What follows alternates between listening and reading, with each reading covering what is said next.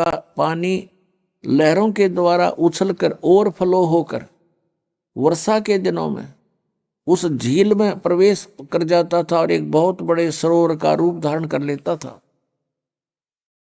जिस कारण से उसको लहर तारा तालाब कहा जाता था। उस लहर तारा तालाब पर अष्टानंद नाम के एक ऋषि जो रामानंद जी के शिष्य थे, वो प्रतिदिन वहां स्नान करने के लिए जाया करते थे और सुबह सुबह कुछ समय तक वहां बैठकर अपने गुरु जी से प्राप्त साधना भक्ति किया करते थे, एकांत स्थान पाकर। और एक नीरू और नीमा नाम के जुलाहे थे। ये नीरू नीमा कौन थे? उसी जन्म में ये पहले ब्राह्मण थे। गौरी शंकर नाम था नीरू का और सरस्वती नाम था नीमा का। ये शिव जी के भक्त थे, बहुत अच्छी श्रद्धा थी भगवान शिव में, उसको इष्ट रूप में पूजा करते थे, शिव पुराण की कथा किया करते थे।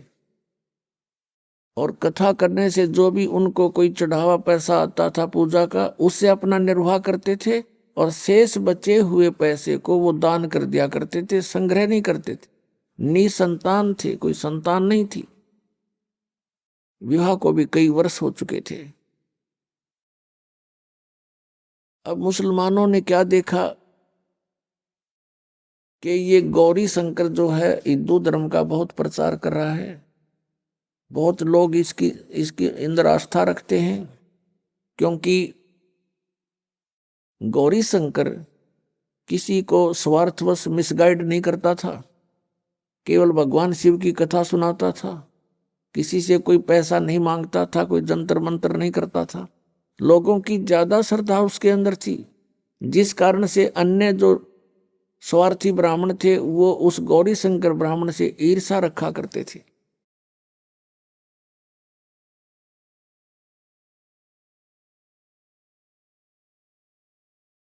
इस बात से परिचित थे मुसलमान धर्म के काजी और पीर मुल्ला। उन्होंने इस बात का लाभ उठाया कि गौरी शंकर के साथ अन्य ब्राह्मण नहीं है, इसलिए उनको जबरदस्ती मुसलमान बना दिया दोनों को। और मुसलमान कैसे बनाया जाता था? मुसलमानों ने अपना पानी लिया, जूठा किया सबके सामने बाहर खड़ा होकर, और गौरी शंकर के उनके घर में छिड़क दिया, सारे उनके मुंह में डाल दिया जबरदस्ती। और देखने वाले देख रहे, मुसलमान बन गए, मुसलमान बन गए। अब जो ब्राह्मण वर्ग थे, जो गुरु पद पर थे, वो ईर्षा करते थे गौरी शंकर तक, और उन गुरुओं के अधीन अन्य हिंदू समाज था। उन गुरुओं ने, ब्राह्मणों ने सब जगह बोल दिया कि गौरी शंकर जो है ब्राह्मण मुसलमान बन गया, ब्राह्मण नहीं रहा, वहां मत जाना अब। और गौरी शंकर को और सरस्वती को गंगा में स्नान करना भी बंद कर दिया। विशेष स्थान पर, घाट पर, जहां सभी स्नान करने जाते थे। और मुसलमानों ने उनका नाम, गौरी शंकर का नाम रख दिया नूर अली, और सरस्वती का नाम रख दिया नियामत। फिर जैसे उसको अपभ्रंश करके बोलते हैं, नूर अली को तो नीरू कहने लगे, नियामत को नीमा, ऐसे बोलने लगे। अब वो गंगा में स्नान नहीं कर सकते थे, और प्रतिदिन स्नान करना उनका अपना एक निजी कर्तव्य था। वो स्नान करके ही अपना कोई साधना किया करते थे। अब भले ही मुसलमान बन गए थे, लेकिन क्रियाएं वो छोड़ नहीं पा रहे थे मन से। और स्नान करने के लिए उन्होंने स्थान देखा, वो लहर तारा तालाब जो काफी दूर है, और उसमें गंगा का जल ही लहरों के द्वारा उछल कर आता था।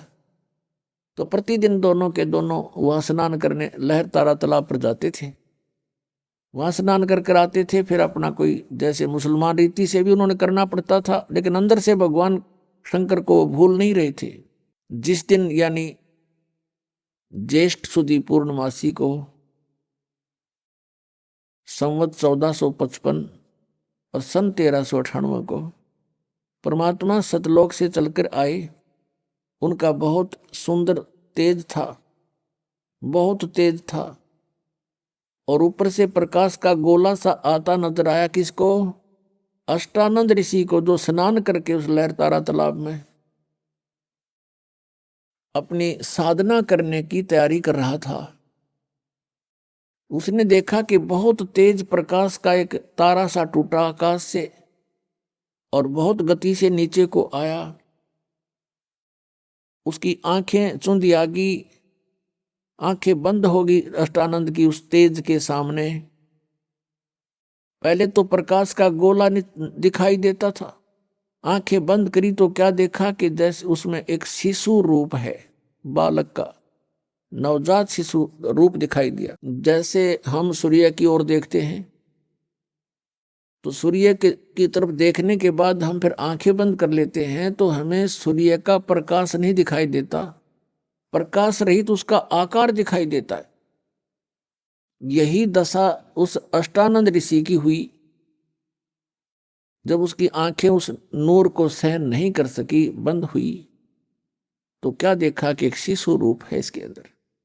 दोबारा आंखें खोली तो क्या देखा कि कमल लहरतारा तालाब में एक कमल के एक कोने में वो प्रकाश सिमट गया, आगे उसको कुछ दिखाई नहीं दिया। अब वो उठकर चल पड़ा अपने गुरु रामानंद जी के पास, ये जानने के लिए कि आज मैंने ये क्या देखा, ये कोई मेरी भक्ति की उपलब्धि है या कोई मुझे भ्रम लगा है। स्वामी रामानंद जी के पास जाकर अष्टानंद जी ने प्रश्न किया कि हे गुरुदेव, आज मैंने एक अनोखा प्रकाश देखा, अद्भुत प्रकाश देखा, ऊपर से जैसे तारा सा टूटता है से नीचे को आया। इतनी गति से आ रहा था कि मैं वर्णन नहीं कर सकता और मेरी आंखें उसको सहन नहीं कर सकी गुरुदेव। और जो ही मैंने आंखें बंद की तो उसके अंदर एक शिशु रूप दिखाई दिया, बच्चा, नवजात शिशु। और फिर आंखें खोली तो क्या देखा कि वो प्रकाश से एक बार तो पूरे लहरतारा तालाब को उसने चमका दिया और एकदम समाप्त हो गया, जैसे एक कोने में सिमट गया हो। अब जैसा भी स्वामी रामानंद जी को ज्ञान था, उसने अपने शिष्य का समाधान किया शंका का कि बेटा, उस शिष्य ने पूछा था कि स्वामी जी, ये मेरी कोई भक्ति की उपलब्धि है या मुझे कोई भ्रम लगा है? स्वामी रामानंद जी ने बताया कि बेटा, जब अवतार लोग आते हैं ऊपर से किसी लोक से, तो उनकी ऐसी ही स्थिति होती है, तारा सा टूटता है और फिर वो यहां आकर के, आपने जो देखा नवजात शिशु, तो वो किसी माँ के गर्भ में स्थापित होंगे, वहां से जन्म लेकर के या कोई लीला करेंगे। अब जैसा ज्ञान था उस महर्षि रामानंद जी ने अपने शिष्य की शंका का समाधान कर दिया और शिष्य संतुष्ट हुआ। अब इनको इतना ही ज्ञान है कि जितने भी अवतार आए हैं, श्री राम, श्री कृष्ण और भी जितने ये 9 और 24 अवतार मानते हैं, सभी माँ से ही उत्पन्न हुए हैं। लेकिन वो अवतार जो लहरतारा तालाब पर कमल के फूल पर आया है, वो किसी माँ से जन्म नहीं लेता, वो अजन्मा है, वो स्वयंभू है, वो परिभू हैं, स्वयंभू हैं। उनका शरीर शुक्रम अकायम ऐसनाविरम, उस परमात्मा का शरीर माता पिता के योग से बनी उन बीज शक्ति से नहीं होता और उनके शरीर में नाड़ी तंत्र नहीं है। इसलिए यजुर्वेद अध्याय नंबर 40 के मंत्र 8 में कहा है कि सप्रियागात, वो सबसे प्रथम देहधारी और सबसे पहला प्रगट पुरुष है। और शुक्रम अकायम कबीर मनीषी, वो कबीर देव, कबीर विद्वान, सर्वज्ञ, मनीषी माने सर्वज्ञ और कबीर माने कबीर देव, वो कबीर देव, कबीर साहब सर्वज्ञ है। और शुक्रम अकायम असनाविरम अवर्णम और अपाप विद्यम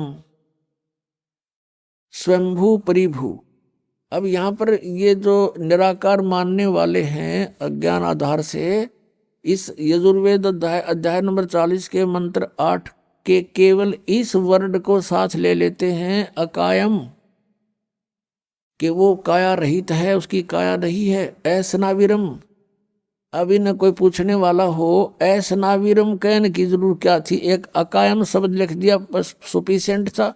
अगर भगवान निराकार है, काया रहित है, अकायम शब्द ही पर्याप्त था। इसमें स्पष्ट किया है कि शुक्रम अकायम, शुक्र माने शक्ति, बीज शक्ति पुरुष की। कहते माँ के संयोग से शुक्र से बनी हुई उसकी काया नहीं है, और उसमें उसका, और वो स्वयंभू क्यों बोला, स्वयंभू स्वयं उत्पन्न स्वयं प्रकट होने वाला, और परिभू सबसे प्रथम प्रकट पुरुष परमात्मा, सबसे पहला वर्तमान। तो यहाँ पर असनाविरम का अर्थ इसलिए है कि उस मालिक का शरीर है लेकिन उसमें नाड़ी तंत्र नहीं है, वो एक तत्व से बना हुआ है। तो इस प्रकार हमने परमात्मा को पहचानना है। अब रामानंद जी को जैसा ज्ञान था उसने अपने शेष का समाधान कर दिया, और ये मानते हैं कि कोई भी अवतार माँ के बिना जन्म नहीं ले सकता, लेकिन ये अवतार वो परमात्मा सत्य पुरुष अजन्मा है, वो किसी माँ से जन्म नहीं लेते, लीला वैसी ही करते हैं। एक बालक रूप धारण करके कमल के फूल पर प्रकट हुए, और उस समय जब वो परमात्मा शिशु रूप धारण करके एक लीला करने आते हैं तो उनकी परवरिश की लीला कंवारी गायों से होती है। ये वेदों में लिखा है। वेद तो दास ने पढ़े हैं, अभी सन 2001 के बाद ही इनको जाना है, और परमात्मा की हुई लीला लिपिबद्ध कबीर सागर में लगभग 600 वर्ष पहले से है। अब इससे हम भगवान पहचान लेंगे कि वेद जो गुण बताते हैं परमात्मा के, वो किस भगवान में खरे उतर रहे हैं। ही इज गॉड, वह परमात्मा है। इतनी सी बात है। इन सदग्रंथों में हम पहले भी मानते थे कि वेद सत्य हैं, सच्चे ज्ञान युक्त है, लेकिन इन वेदों के आधार से हमें यह बताया गया कि परमात्मा निराकार है, लेकिन वेदों में लिखा है वो साकार है, सशरीर है, उसका नाम कबीर है, कबीर देव। तो जो जिनको हम विद्वान माना करते थे वो विद्वान नहीं, अज्ञानी अनाड़ी थे। संस्कृत भाषा जानते थे। संस्कृत भाषा पढ़ने वाला भी समझ सकता है कि परमात्मा सशरीर है, उसमें लिखा स्पष्ट है। अग्नि तनुरसी, यजुर्वेद के 5वें अध्याय के प्रथम मंत्र में 2 बार लिखा है, अग्नि तनुरसी विष्णुवेत्वा सोमस्य तनुरसी। परमेश्वर सशरीर है और सबके धारण पोषण करने के लिए उस अमर पुरुष का और भी शरीर है। तो इस प्रकार हम अब सदग्रंथों को जानकर परमात्मा को पहचान सकते हैं। उधर से नीरू नीमा आए स्नान करने के लिए। वो समय था ब्रह्म मुहूर्त का। ब्रह्म मुहूर्त कहते हैं सूर्य उदय होने से पहले 1.5 घंटा का जो समय है उसको ब्रह्म मुहूर्त बोलते हैं ये। तो उस समय वो स्नान करने के लिए चले अपने घर से। स्नान करने लगी, पहले नीमा ने स्नान किया, नीमा स्नान करके बाहर आई, फिर नीरू स्नान करने के लिए गया।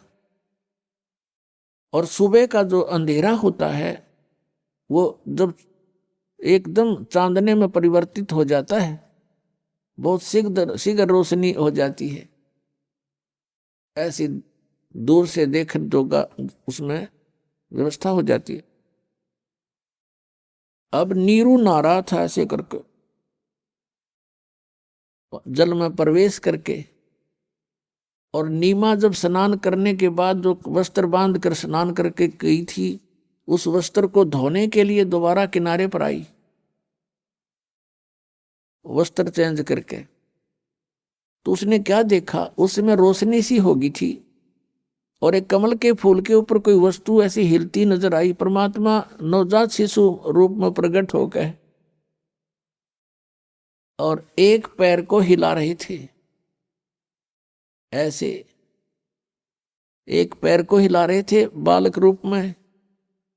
अब नीमा की नजर गई कि क्या हिल रहा है। पहले तो उसने देखा कोई सर्प है, फिर ध्यान से देखा कि तो कोई बालक है। और वो नीरू और नीमा जब अपनी कुटिया से चले थे, रास्ते में नीमा भगवान शंकर से अर्ज कर रही थी, रो रही थी कि हे भगवान, हमें भी एक खिलौना दे दो, मेरा भी संसार में साझा हो जाएगा, दुनिया वालों का मुंह बंद हो जाएगा, मुझे बांझ बोलते हैं। हे भगवान, आपके घर में कोई कमी नहीं, आप सब कुछ कर सकते हो। ऐसा कहकर फूट फूट कर रोने लगी।